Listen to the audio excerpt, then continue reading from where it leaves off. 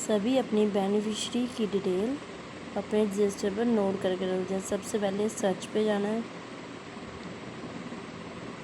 Search पे फिर आप मोबाइल नंबर फिल कर सकते हो या आईडी नंबर, बेनिफिशियरी आईडी। हम करेंगे बेनिफिशियरी आईडी।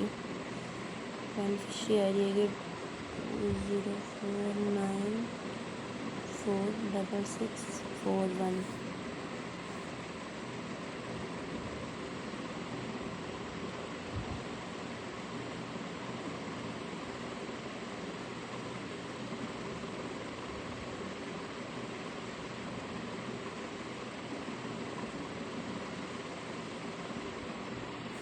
ये आपकी बेनिफिशियरी की पूरी डिटेल आ जाएगी सामने। Name, LGD code, district code, block, village, anganwadi centre, registered bye, registered first child, registration, amount